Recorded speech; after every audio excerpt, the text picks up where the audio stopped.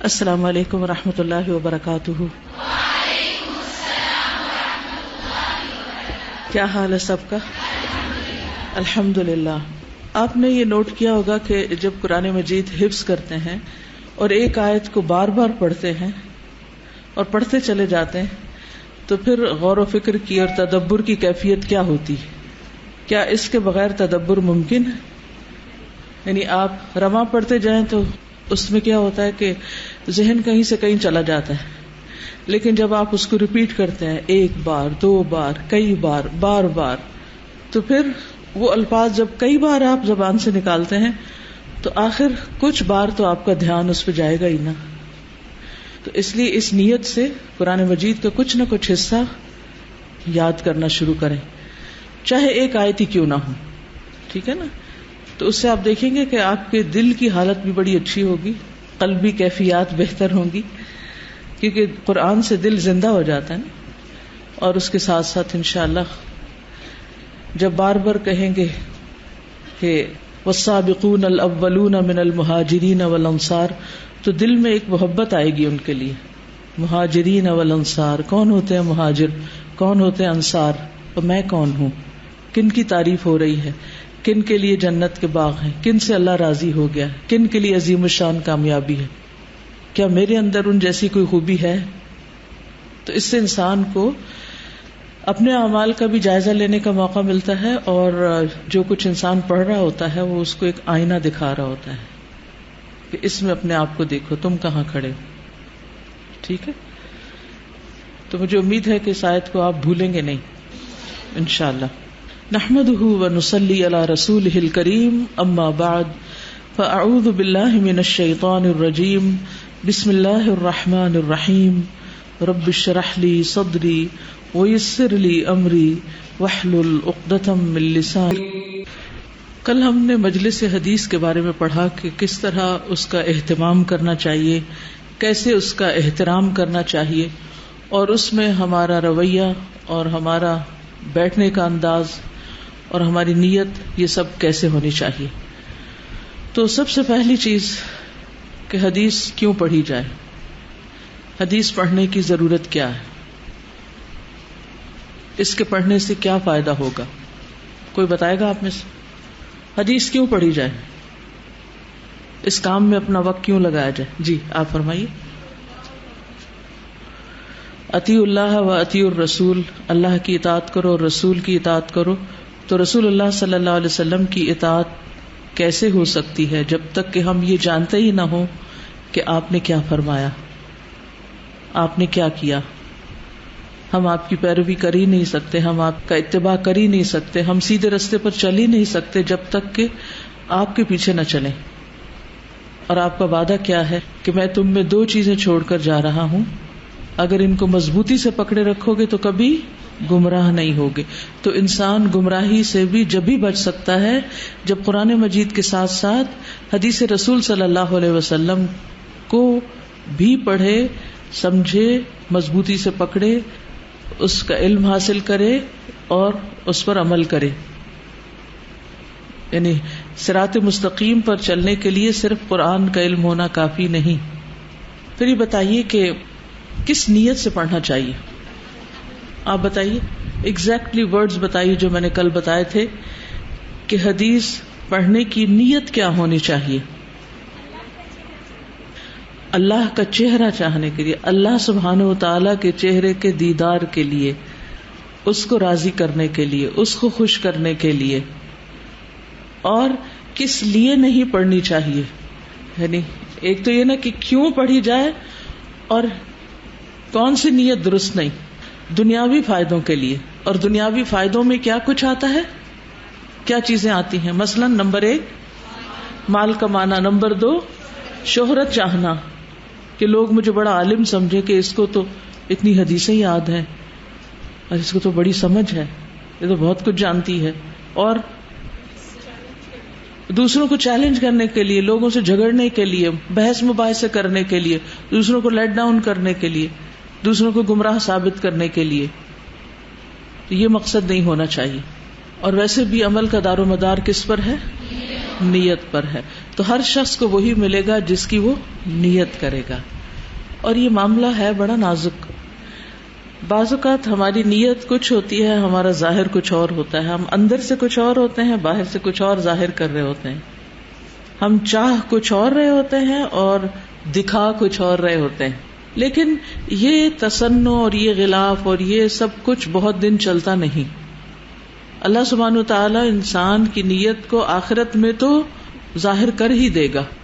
ایک حدیث میں آتا ہے کہ من سمع سمعہ اللہ, جس نے سنوایا یعنی اپنی شہرت کی تو قیامت کے دن اللہ تعالیٰ اس کی شہرت کر دے گا, یعنی اس کو رسوا کرے گا. اور جس نے دکھاوا کیا اللہ تعالیٰ اس کو قیامت کے دن دکھا دے گا.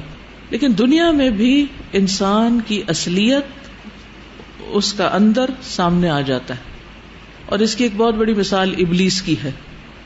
ابلیس اگرچہ ظاہراً بہت عبادت گزار تھا اور اس وجہ سے وہ فرشتوں کا ہم نشین بھی ہوا کرتا اور ان سے بھی دوستی تھی کیونکہ ان جیسے کام کرتا, لیکن اس کے اندر ایک خرابی تھی. تو بعض اوقات ہم عبادت کے بڑے بڑے کام کر رہے ہوتے ہیں لیکن ہمارے اندر کی خرابیاں خود ہم سے بھی چھپی ہوئی ہوتی ہیں. لوگ ہمیں بڑا نیک سمجھتے ہیں لیکن ہم نیک ہوتے نہیں. اور اس سے زیادہ خطرناک کوئی بات نہیں کہ لوگ تو ہمیں اچھا سمجھیں لیکن اللہ کی نگاہ میں ہمارا کوئی مقام نہ ہو. تو بہرحال ایک ایسی سچویشن پیدا ہوئی کہ جس میں ابلیس کے اندر کی خرابی سامنے آ گئی, ظاہر ہو گئی. اس کا پول کھل گیا کہ یہ صرف ظاہریت کی عبادت تھی. اسی طرح ہمارے اندر بھی بعض اوقات ایسی کمزوریاں ہوتی ہیں جو دبی رہتی ہیں, جن کی اصلاح کی ہمیں فکر نہیں ہوتی. تو یہ اللہ سبحانہ تعالیٰ کی رحمت ہوتی ہے کہ بعض اوقات ہم نہ چاہتے ہوئے بھی, یعنی کہ کوئی نہیں کہ انٹینشنلی, ان انٹینشنلی بعض اوقات ایسے کام کر جاتے ہیں, روا روی میں ایسی باتیں کر جاتے ہیں کہ جس سے ہمارے اندر کی جو اصل نیت یا اصل مقصد ہوتا ہے وہ زبان پہ آ جاتا ہے اور وہ کھل جاتی ہے بات, وہ ہم چھپا نہیں سکتے. بعض لوگ دین کی طرف آتے ہیں کسی مجبوری سے, کسی خاص مقصد سے, کسی خاص نیت اور ارادے سے. یعنی بظاہر وہ یوں لگتا ہے جیسے اللہ کی خاطر آئے لیکن اللہ کی خاطر نہیں ہوتا, وہ کوئی اور چیز بیک آف مائنڈ ہوتی. پھر جب وہ مقاصد پورے ہوتے نظر نہیں آتے تو چھوٹی سی سچویشن یا چھوٹی سی مشکل جو اس راستے میں پیش آتی ہے اس سے ان کا اندر کا حال سامنے آ جاتا ہے اور وہ فوراً اس راستے کو چھوڑ دیتے ہیں. ہم سب کو بھی سوچنا چاہیے کہ کہیں ایسا کوئی نفاق ہمارے اندر تو نہیں. عبداللہ بن ابی اور اس کے ساتھیوں نے اسلام کی ترقی کو دیکھ کر اسلام قبول کیا تھا, لیکن ان کی باتوں سے, ان کے حربوں سے ان کی اصلیت مسلمانوں کے سامنے آتی رہتی تھی. اور جہاں کہیں چھوٹی سی بھی مشکل پیش آتی تو ان کا اصل سامنے آ جاتا, ان کی زبانیں وہ اگل دیتی جو دراصل ان کے دل میں ہوتا تھا. بظاہر وہ نمازیں بھی پڑھ رہے تھے, بظاہر وہ اپنے آپ کو مسلمان بھی کہتے تھے, مسلمانوں کے بیچ میں رہتے, سب کچھ کرتے تھے, لیکن ان کا نفاق کھل جاتا تھا. اس لیے انسان کو اپنے ظاہر سے زیادہ اپنے اندر کی فکر کرنی چاہیے, کیونکہ اندر تو باہر آ کر رہے گا جو پھر رسوائی کا باعث بنتا ہے, شرمندگی کا باعث بھی بنتا ہے, دنیا میں بھی انسان کے لیے ذلت کا باعث بنتا ہے. اور سب سے خطرناک چیز یہ کہ راہ حق سے ہٹ جانے کا سبب بن جاتا ہے, کیونکہ وہ اللہ کی خاطر کام نہیں ہو رہا ہوتا, لہذا اس میں استقامت آ ہی نہیں سکتی. انسان بہت جلد گھبرا کے وہ چھوڑ دیتا ہے, کیونکہ جو شخص اللہ کی خاطر کچھ کر رہا ہوتا ہے اسے مشکل بھی آتی ہے تو وہ برداشت کرتا چلا جاتا ہے کہ کوئی نہیں, اللہ کی خاطر ہے, اللہ تعالیٰ خود ہی اس میں آسانی پیدا فرما دے گا. اور یقیناً اللہ سبحانہ وتعالیٰ آسانی پیدا بھی فرما دیتا ہے. ہم دیکھتے ہیں کہ حضرت بلال رضی اللہ عنہ پہ کتنی بڑی بڑی مشکلیں آئی, لیکن احد اخلاص تھا تو کیا ہوا, وہ مشکل جھیلنا آسان ہو گئی. حضرت سمیہ پہ کیسی مشکلات آئیں لیکن لغزش نہیں آئی ان کے پاؤں میں. اسی طرح اور صحابہ بھی, کیونکہ وہ خالص تھے, وہ سچی نیت کے ساتھ اس راستے پر آئے تھے. تو ہم سب کو بھی اس کا جائزہ لینا چاہیے. اگر ہماری نیت واقعی اللہ سبحانہ تعالیٰ کے دیدار کی ہوگی, اللہ کی رضا کی ہوگی, اللہ سبحانہ تعالیٰ کو خوش کرنے کی ہوگی, ہوتی چھوٹی موٹی مشکلات جو پڑھنے کے راستے میں، سیکھنے سکھانے کے راستے میں آتی ہیں، یہ کوئی پھر بڑی بات نہیں. اور پڑھ کر بھی بعد میں دین پر عمل کرنے کے راستے میں بھی جو مشکلات آتی ہیں وہ بھی پھر کوئی بہت مسئلہ نہیں کرتی. اور اگر یہ نہ ہو تو پھر کیا ہوتا ہے، چھوٹی سی بھی رکاوٹ آتی ہے، چھوٹا سا بھی مسئلہ پیش آتا ہے تو پھر انسان فوراً جس دنیا کی خاطر وہ دین کی طرف آتا ہے اسی دنیا کی خاطر دین کو چھوڑ جاتا ہے، پھر وہ دنیا کا ہی بندہ بن کے رہ جاتا ہے. تو اس لیے ڈے 1 سے ہی جب ہم علم حاصل کرنے لگیں تو اپنی نیتوں کو بار بار پرکھیں. میں یہاں اس مجلس میں کیوں بیٹھی ہوں، کیوں آئی ہوں، کیا مقصد ہے میرا، کیا سیکھنا ہے مجھے. اور جب نیت درست ہوگی تو ہماری ساری توجہ کس پہ ہوگی، پھر سننے پہ، سیکھنے پہ، سمجھنے پہ، پڑھنے پہ، کہ اچھا کہیں کوئی چیز مس نہ ہو جائے، کہیں کوئی ایسی چیز نہ ہو جو مجھے سمجھ نہ آئے.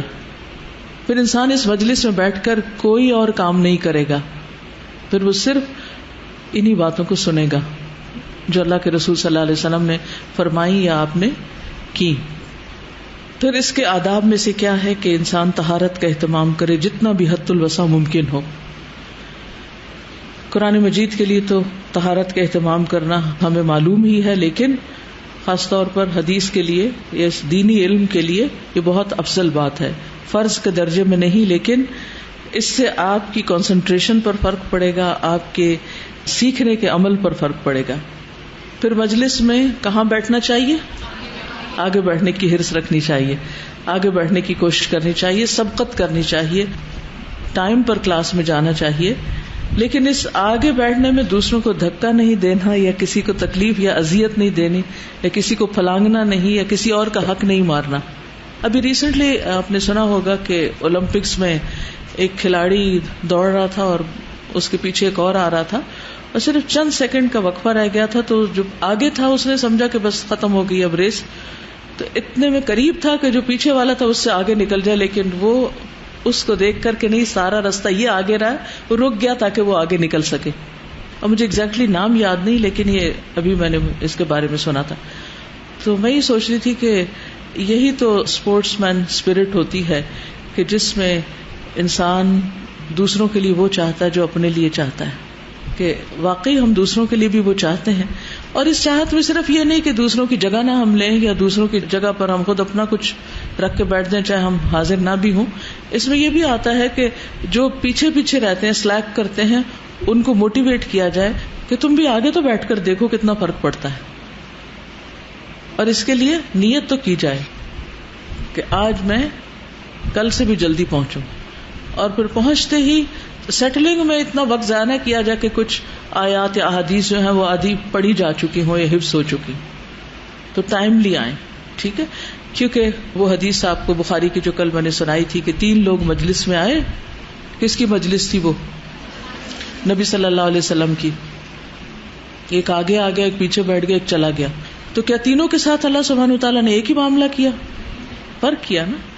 وقت تو ایک ہی ہے، لیکن یہاں بیٹھنے والے ہر شخص کا اجر فرق ہے، اور وہ اس کی نیت کے مطابق اور اس کی کوشش کے مطابق. پھر اسی طرح کس چیز سے بچنا چاہیے؟ کہاں نہیں بیٹھنا چاہیے؟ راستے میں نہیں بیٹھنا چاہیے. ٹھیک ہے نا. پھر صف کا خیال رکھنا چاہیے، صفوں کو درست کرنا چاہیے. قرآن مجید میں آپ پڑھیں گے کہ ملائکہ جو ہیں ان کی خاص خوبی یہ ہے کہ وہ صفیں بناتے ہیں، ڈسپلن کے ساتھ ہوتے ہیں. اور اس کی ہمیں ٹریننگ کہاں دی جاتی ہے؟ نماز با جماعت میں. جو شخص صف کو ملاتا ہے اللہ اسے جوڑتا ہے، اور جو صف کو توڑتا ہے اللہ اسے توڑ دیتا ہے. پھر یہ ہے کہ ادب اور وقار کے ساتھ بیٹھنا چاہیے. اس کے لیے ہمیں رہنمائی فراہم کرتی ہے حدیث جبریل. کس کس نے حدیث جبریل پڑھ رکھی ہے؟ ماشاءاللہ کافی لوگوں کو معلوم ہے حدیث جبریل. جب جبریل علیہ السلام ایک انسان کی شکل میں صحابہ کرام کے درمیان میں آ کر بیٹھے تھے نبی صلی اللہ علیہ وسلم کے سامنے 2 زانو ہو کر کہ آپ سے دین کی کچھ باتیں سیکھیں، کچھ پوچھیں. حضرت عمر کہتے ہیں کہ ایک دن ہم رسول اللہ صلی اللہ علیہ وسلم کے پاس بیٹھے تھے کہ اچانک ایک آدمی آ گیا. وہ انتہائی خوبصورت اور خوشبو میں بسا ہوا تھا. تو علم کی مجلس میں کیسے جانا چاہیے؟ صاف ستھرے ہو کر، نہا دھو کر، اور پھر خاص طور پر اپنی جسمانی صفائی کا خیال رکھنا چاہیے، کیونکہ ویسے بھی گرمیوں کے دن ہیں اور پسینے کی وجہ سے دوسروں کو اذیت پہنچتی. جس کے کپڑے انتہائی سفید تھے، تو سفید یونیفارم پہ خوش ہوا کریں، کہ اس کے کپڑوں کو ہلکا سا میل کچیل بھی نہیں لگا ہوا تھا. یہ سنن الکبریٰ للبیہقی کی روایت ہے، صحیح مسلم کی بھی ہے، لیکن میں اس وقت ذرا ڈفرنٹ ورژن آپ کو دے رہی ہوں کیونکہ کچھ آپ نے پہلے بھی سنا ہوا. بال نہایت کالے تھے، اس پر سفر کے کوئی آثار دکھائی نہ دیتے تھے، اور ہم میں سے کوئی اسے پہچانتا بھی نہ تھا، نہ تو کوئی لوکل شخص ہے اور معلوم نہیں کہاں سے آیا، پتہ ہی نہیں چل رہا تھا، کیونکہ اگر سفر سے آتا تو وہ اس کے کپڑوں پہ گرد و غبار ہوتا. وہ آیا حتیٰ کہ نیچے بچھی ہوئی چٹائی کے کنارے کے پاس آ کر اس نے سلام کہا اور کہا اے محمد السلام علیکم. آپ نے اسے جواب دیا. اس نے کہا اے محمد میں قریب آ سکتا ہوں، آگے آ سکتا ہوں؟ آپ نے فرمایا قریب آ جاؤ. اب چٹائی کے کنارے پر آ کر سلام کیا. چٹائی کے کنارے سے مراد یہ کہ بالکل انٹر ہوتے ہی، یعنی بالکل آخر میں. پھر تھوڑا آگے آیا، پھر آگے آیا اور کہتا رہا اور قریب آ جاؤں. آپ فرماتے رہے قریب آ جاؤ، اور آ کر وہ رسول اللہ صلی اللہ علیہ وسلم کے سامنے اس طرح بیٹھ گیا جس طرح ہم میں سے کوئی نماز کے لیے بیٹھتا ہے، جیسے اتحیات کی پوزیشن ہوتی. اس نے اپنے گھٹنے آپ کے گھٹنوں کے ساتھ ملا لیے اتنے قریب، اور اپنی ہتھیلیاں بھی آپ کی رانوں پر رکھ دی، یعنی جھک گئے اور اپنے ہاتھ آپ کے گھٹنوں پر یا تھوڑے سے گھٹنوں سے اوپر رکھ دیے، اور کہنے لگے اے محمد مجھے اسلام کے متعلق بتائیے. رسول اللہ صلی اللہ علیہ وسلم نے فرمایا اسلام یہ ہے کہ تم گواہی دو کہ ایک اللہ کے سوا کوئی معبود نہیں اور محمد اللہ کے رسول ہیں، نماز قائم کرو، زکوٰۃ دو، رمضان کے روزے رکھو اور بیت اللہ کا حج کرو اگر اس تک پہنچنے کی استطاعت ہو. اور پھر اس کے بعد ایمان کے بارے میں سوال، اور پھر آخرت کے بارے میں اور چند باتیں کی. احسان کے بارے میں، احسان کے بارے میں اس نے سوال کیا. بہرحال اس کے بعد وہ چلے گئے. تو آپ نے صحابہ سے پوچھا کہ تم جانتے کہ کون تھا؟ تو لوگوں نے لا علمی کا اظہار کیا کہ اللہ اور اس کا رسول ہی بہتر جانتے. آپ نے فرمایا کہ یہ جبریل تھے، تمہیں تمہارا دین سکھانے آئے تھے. یعنی نہ صرف یہ کہ اسلام، ایمان اور احسان کے بارے میں اور آخرت کی نشانیوں کے بارے میں تم سیکھو، بلکہ یہ بھی دیکھو کہ علم حاصل کیسے کیا جاتا ہے، طالب علم کیسا ہوتا ہے، اس کا حال حلیہ کیسے ہوتا ہے، وہ آ کر اجازت لیتا ہے، وہ سلام کرتا ہے، وہ ادب سے بیٹھتا ہے، اور پھر اچھے سوال کرتا ہے، اور جب جواب دیا جاتا ہے تو سنتا ہے، یہ نہیں کہ خود سے خود جواب دینے لگتا ہے. ادب اور احترام میں یہ ہے کہ جیسے خاص طور پر اگر قرآن مجید کی آیات پڑھی جا رہی ہوں تو کنسنٹریشن صرف انسان کے اندر ہی نہ ہو، باہر بھی نظر آئے. کیا آپ کو معلوم ہے کہ نبی صلی اللہ علیہ وسلم پر جب وحی نازل ہوتی تھی تو آپ کس طرح بیٹھتے تھے؟ نزول وحی کے وقت آپ کے بیٹھنے کا انداز کیا ہوتا تھا؟ یعنی آپ قرآن اخذ کر رہے ہوتے تھے، جبریل سے سن رہے ہوتے تھے، لے رہے ہوتے تھے. ایک تو یہ کہ آپ پر بوجھ پڑ جاتا تھا، دوسرے یہ عبادہ بن صامت کہتے ہیں کہ نبی صلی اللہ علیہ وسلم پر جب وحی نازل ہوتی تو آپ اپنا سر مبارک جھکا لیتے تھے، اور آپ کے صحابہ بھی اپنے سروں کو جھکا لیتے تھے. یعنی جب آپ سر جھکاتے تو صحابہ بھی جھکا لیتے، اور جب وحی ختم ہوتی تو آپ اپنا سر اٹھا لیتے تھے. یعنی آپ کے جسم پر بھی خشوع طاری ہوتا تھا.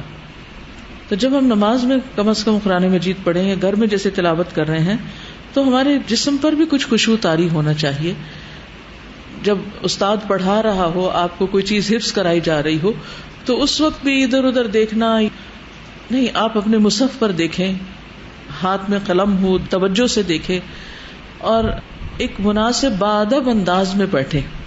اس سے قرآن زیادہ جلدی آپ کے اندر آئے گا، اخذ ہوگا. پھر آپ دیکھیں کہ ساری مجلس کا یہی حال ہو جاتا تھا، کیونکہ مجلس میں جتنے لوگ ہوتے ہیں ان کے ایکشنز دوسروں پر بھی اثر انداز ہوتے ہیں. اگر ایک شخص سو رہا ہے، ادھر ادھر دیکھ رہا ہے لوگوں کو، تو اس سے کیا ہوگا؟ دوسرے شخص کی کنسنٹریشن پر بھی اثر پڑے گا. اسی طرح بعض محدثین کا حال یہ تھا کہ کسی مجلس میں جب وہ کوئی عام باتیں کر رہے ہوتے تھے تو ہنس مسکرا رہے ہوتے تھے، ایک دوسرے کی طرف دیکھ رہے ہوتے تھے، لیکن جو ہی کوئی حدیث پڑھتا تو ان کی جسمانی کیفیت بدل جاتی تھی. یعنی حدیث کا سننا عام باتوں کے کرنے کی طرح نہ ہوتا تھا. الجامع لاخلاق الراوی و آداب السامع، خطیب بغدادی کی کتاب ہے، 2 جلدوں میں، جس میں صرف آداب بتائے گئے ہیں سامع کے اور راوی کے. سامع جیسے اسٹوڈنٹ اور راوی جیسے استاد. یہ میرے اوپر شاید لائبریری میں رکھی ہوئی بھی ہو. بہت پہلے 88 میں نے اس کتاب کو پڑھا تھا. سبکن سارے آداب پڑھے تھے. اس سے پہلے کہ میں اس سبجیکٹ میں آگے جاؤں، آداب سے ایک طرح سے شروع کیا تھا کہ حدیث سننے کے آداب کیا ہیں اور اس کو پھر آگے روایت کرنے کے آداب کیا ہیں. اس میں بہت ساری چیزیں آتی ہیں. اگر آپ کے لیے ممکن ہو تو چاہے سرسری نظر سے مگر اس کتاب کا مطالعہ بہت مفید رہے گا، خصوصاً جن لوگوں کو حدیث کے سیکھنے اور سکھانے سے دلچسپی ہو. خطیب بغدادی کی یہ کتاب ہے اور اس میں حسین معلم سے مروی ہے کہ محمد بن سیرین باتیں کرتے ہوئے ہنس دیتے، یعنی ہنستے مسکراتے، لیکن جب حدیث سامنے آتی تو حالت خشوع میں آ جاتے. کس کے ادب میں؟ نبی صلی اللہ علیہ وسلم کی بات کے ادب میں، یعنی متوجہ ہو جاتے کہ کیا کہا جا رہا ہے. بک کا نام ہے الجامع لاخلاق الراوی، یعنی روایت کرنے والے استاد کے بھی اخلاق، و آداب السامع، اور سامع جو ہے سننے والا جو ہے اس کے مینرز. للخطیب البغدادی، یہ خطیب بغدادی وہی ہیں جنہوں نے 3 دن میں کریمہ المروزیہ سے پوری حدیث بخاری پڑھی تھی. 3 دن. ان کا لیول ایسا تھا نا کہ وہ 3 دن میں پوری کتاب پڑھ بھی سکتے تھے، سمجھ بھی سکتے تھے. ہم 3 دن میں 3 حدیثیں مشکل سے سمجھ پاتے. اور کریمہ المروزیہ جو تھی ان کی عمر 100 سال سے زیادہ ہوئی تھی اور یہ مکہ میں رہتی تھی. ویسے تو مرو کی رہنے والی تھی، یعنی پیچھے سے ان کے آباء و اجداد جو تھے وہ مرو کے تھے. مرو جو ہے یہ خراسان کے علاقے کا شہر ہے، تو اس کی طرف منسوب ہوتے ہیں مروزی یا مروزیہ. یعنی بخاری کے جو راوی ہیں ان میں سے ایک راویہ ہیں جن کی روایت کو بہت اہمیت دی جاتی ہے. یعنی یہ پوری کتاب کو روایت کرتی تھی اور مختلف لوگ آ کے ان سے سنتے اور ان سے اپنی سند جوڑتے تھے. تو یہ مجاورہ تھی. مجاورہ کا مطلب یہ کہ ان کا اور کوئی کام نہیں تھا، یہ حرم میں رہتی تھی اور وہاں عمرے کے لیے اور حج کے لیے آنے والے لوگ ان سے علم حاصل کرتے تھے. اور اس زمانے میں علم صرف استاد کے منہ سے نہیں سیکھا جاتا تھا بلکہ شاگرد بھی پڑھتے تھے اور پھر استاد ان کو کنفرم کرتا کہ ہاں، جیسے آپ قرآن مجید حفظ کرتے ہیں تو جو حصہ حفظ کیا ہوتا ہے استاد کو سناتے ہیں تو پھر وہ آپ کو کہتے ہیں ہاں ٹھیک ہے سبق آپ کا پکا ہے، اب آگے چلتے ہیں. تو اسی طرح حدیث کے بھی سبق ایسے ہی ہوتے تھے. طالب علم گھر سے پڑھ کے مطالعہ کر کے آتے یا اپنی کتاب لکھ کر لاتے اور پھر وہ سناتے تھے استاد کو، اور استاد سن کر اس کو اجازت دیتا تھا کہ ہاں تم اس کو آگے روایت کر سکتے. کیونکہ شاگرد کا پڑھنا جو ہے وہ آگے اس کے استاد بننے کے لیے بہت ضروری ہوتا ہے کہ یہ دیکھا جائے کہ اس کو کتنا آ گیا ہے، یہ روایت کر سکتا یا نہیں کر سکتا، اس کے عربی پڑھنے کا انداز کیا ہے، اس کو کچھ سینس بھی ہے کچھ پڑھنے کی یا نہیں. تو بہرحال ان سے سند لینے کے لیے ان کے پاس خطیب بغدادی جنہوں نے یہ کتاب لکھی ہے، چونکہ وقت کم ہوتا تھا ان لوگوں کے پاس، تو پھر آپ دیکھیے کہ اس میں صرف طالب علم کے صبر کی بات نہیں ہے، استاد کے صبر کی بھی ہے کہ وہ اتنی دیر بیٹھے اور سنیں. بعض اوقات یہ ہوتا ہے نا کہ ہمیں تھوڑا سا زیادہ کام کرنا پڑے، شاگردوں کے ساتھ زیادہ بیٹھنا پڑے تو ہم گھبرا اٹھتے کہ بہت دیر ہو گئی، بہت وقت لگ گیا ہے، مجھے اور آرام بھی کرنا ہے اور کام بھی کرنے.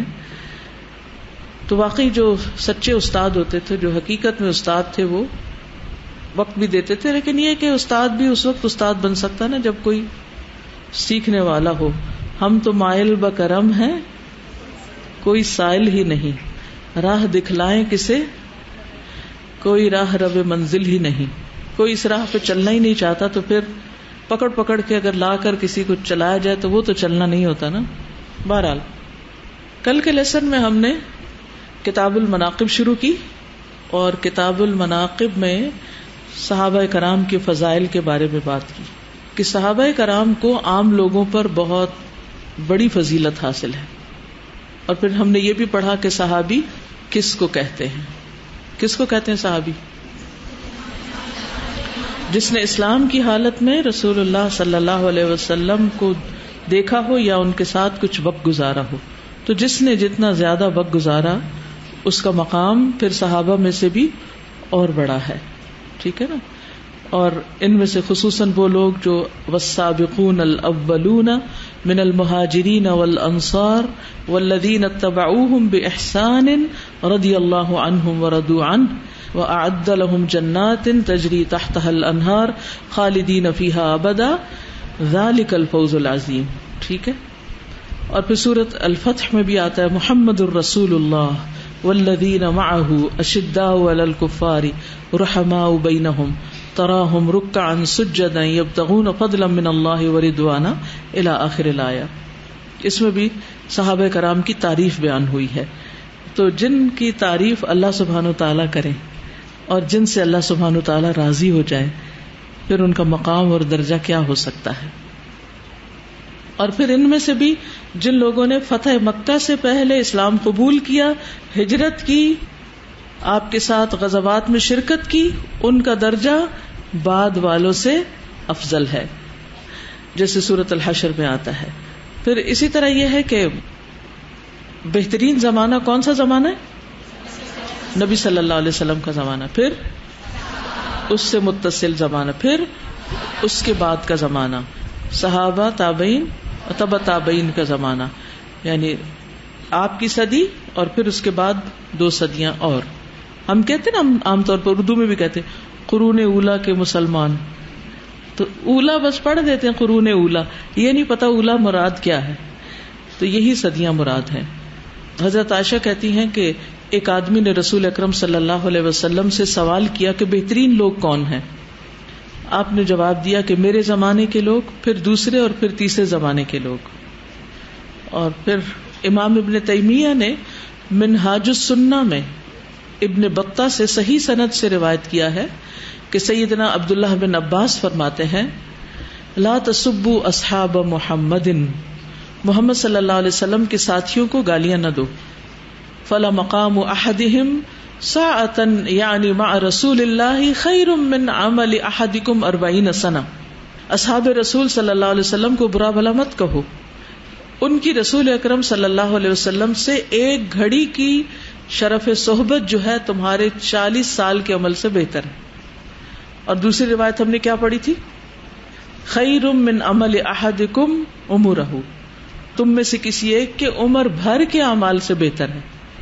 اور ایک اور روایت میں کیا آتا ہے کہ وہ عمر کتنی ہو, خواہ عمر نوح ہو, تو ان کے مقام کو کوئی نہیں پہنچ سکتا. اور پھر اس میں بھی آج آپ دیکھیں گے کہ جن لوگوں نے فتح مکہ سے پہلے اسلام قبول کیا اور جو بعد میں کیا, تو جو پہلے والے تھے ان کا ایک مد سونا خرچ کرنا بعد والوں کے احد پہاڑ برابر سونا خرچ کرنے سے بھی افضل ہے. تو اگر ان کے درمیان اتنا فرق ہے تو پھر ان کے اور باقی عام لوگوں کے درمیان کتنا بڑا فرق ہوگا. یعنی تم میں سے کوئی احد پہاڑ کے برابر سونا اللہ کی راہ میں خرچ کرے تو وہ صحابہ کرام کے 2 چلو یا 1 چلو بھر صدقے کے برابر نہیں ہو سکتا. یعنی ان کے تھوڑے تھوڑے عمل بھی بہت بڑے تھے. اسی طرح ہمیں صحابہ کے بارے میں یہ بات بھی یاد رکھنی چاہیے کہ صحابہ سب عدول ہیں, عادل ہیں. صحیح حدیث کی روایت میں شرط ہوتی ہے نا کہ راوی کیا ہو, عادل اور ضابط. یعنی عادل کا مطلب یہ ہے کہ وہ سچا ہو, امانت دار ہو, کیونکہ اس زمانے میں جس کے اندر سچائی اور امانت نہیں تھی وہ کون تھا؟ منافق تھا. تو جو صحابہ ہیں وہ تمام عادل ہیں, خواہ جن کا فتنوں سے پالا پڑا یا ان سے محفوظ رہا, دونوں طرح کے عادل ہیں. اور اس پر امت کا اجماع ہے کہ تمام صحابہ عادل ہیں. یعنی ان سے جو حدیث لی جائے گی اس کو درست مانا جائے گا, ان کے اوپر جرح و تعدیل نہیں کی جائے گی. یعنی بعد میں کوئی آ کے ان کو یہ نہیں کہے گا کہ یہ عادل تھا اور یہ نہیں تھا, نہیں, وہ سب عادل تھے. اس کی وجہ کیا ہے؟ اس کی وجہ ان کو وہ اخلاص اور سچائی ہے کہ انہوں نے اپنی جان, مال, اولاد, گھر بار, تن من دھن, ہر چیز بغیر کسی شرط کے, بغیر کسی بھی قسم کی کنڈیشن کے اسلام کی راہ میں نبی صلی اللہ علیہ وسلم کے ساتھ مل کر اسے خرچ کیا تھا. یعنی کسی بھی طرح کی کبھی بھی کوئی قربانی مانگی گئی تو وہ پیچھے نہیں رہے, اور اگر کبھی کوئی پیچھے رہ بھی گیا تو اس نے اس کے ساتھ پھر جو معاملہ ہوا وہ بھی آپ سورۃ توبہ میں پڑھ چکے ہیں. تو اس لیے ہم سب اصحاب رسول سے محبت رکھتے ہیں, ان کی محبت میں کوتاہی نہیں کرتے, نہ ہی ان میں سے کسی سے اظہار برات کرتے ہیں. اور پھر ان کا ذکر جمیل ہماری زبانوں پہ جاری رہتا ہے اور ہم ان کے بارے میں اچھا گمان رکھتے ہیں، خواہ ان سے انسان ہونے کے ناطے کچھ خطائیں ہوئی، کچھ اجتہادی غلطیاں ہوئی، لیکن اس کا معاملہ ہم اللہ کے سپرد کرتے ہیں، کیونکہ اللہ سبحانہ وتعالیٰ نے خود فرما دیا کہ رضی اللہ عنہم ورضوا عنہ.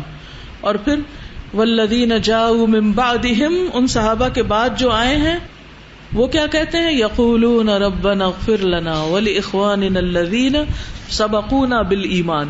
وہ جو سابقون الاولون جو ہم سے پہلے ایمان میں سبقت لے گئے ہیں وہ کیا ہیں؟ آپ ان کو بھی بخش دیجئے، وہ ہمارے بھائی ہیں. ربنا اغفر لنا ولاخواننا ولا تجعل فی قلوبنا غلا للذین آمنوا. ایمان والوں کے لیے ہمارے دل میں کوئی غل نہ چھوڑ، ہمارے دل میں ان کے بارے میں کوئی بدگمانی بھی نہ ہو کسی قسم کی. ربنا انک رؤوف الرحیم. تو اس کی تفسیر عام طور پر کیا کی جاتی ہے کہ یہ جو سبقونا بالایمان ہے یہ دراصل کون ہے؟ صحابہ کرام ہیں جو سابقون الاولون من المہاجرین والانصار، کہ ان کے بارے میں ہمیں غل اور حقد اور حسد اور طعن و تشنیع کرنے کا کوئی حق نہیں. یہ میں نے مختصر سا خلاصہ اس لیے بیان کیا ہے تاکہ آپ کو صحابہ کا مقام معلوم ہو. صحابہ کے مقام پر انشاءاللہ تعالیٰ آپ اور چیزیں پڑھ سکتے ہیں. سیرت صحابہ عموماً جو کتابیں لکھی جاتی ہیں ان کے اگر مقدمے آپ پڑھیں، لائبریری جایا کریں، اس میں دیکھیں. ویکینڈ پہ خاص طور پر آپ ضرور یہ دیکھیں کہ صحابہ کی سیرت پر کون کون سی کتابیں، کافی اچھی کلیکشن اوپر ہے. تو ان کتابوں کو کھولے، شروع میں جو مقدمہ ہوگا اس میں آپ کو ان کی فضائل کے بارے میں بہت سی باتیں پتہ چلیں گی. اور کچھ باتیں تو ہم پڑھتے سنتے بھی رہتے ہیں، لیکن یہ ہے کہ اپنی آنکھ سے جب انسان کوئی چیز پڑھ لیتا ہے تو وہ پھر علم یقینی ہوتا ہے، عین الیقین ہو جاتا ہے. ایک تو یہ کہ جو میں آپ کو بتا رہی ہوں آپ سن رہے ہیں، یہ تو پہلا درجہ ہے سننا، لیکن پھر اس کے بعد دوسرا درجہ کیا ہے کہ آپ خود اس کو پڑھیں جا کے. اور الحمدللہ کتاب بخاری سے بھی آپ براہ راست پڑھیں گے. اس کو پڑھنے کا بھی اصل مقصد کیا ہے کہ علم یقینی میں اضافہ ہو. علم یقینی کا فائدہ کیا ہوتا ہے؟ عمل میں بہتری آتی، عمل میں بہتری آتی ہے اور پھر انسان اس کو آگے بھی سکھا سکتا ہے. پھر استقامت آتی ہے، ثابت قدمی آتی ہے انسان کے اندر. پھر اس دین کو دل و جان سے انسان پکڑ لیتا ہے کہ یہ بات سچ ہے. ورنہ اگر آپ یہاں سے کچھ سن کے کسی کو بتا رہے، اس نے آپ کو چیلنج کر دیا کہاں لکھا ہوا ہے کچھ، تو آپ لڑکھڑا جائیں گے، پتہ نہیں لکھا بھی ہے کہ نہیں، ایسے ہی کچھ سنا دیا گیا. تو ان کتابوں کو ضرور آپ دیکھیے.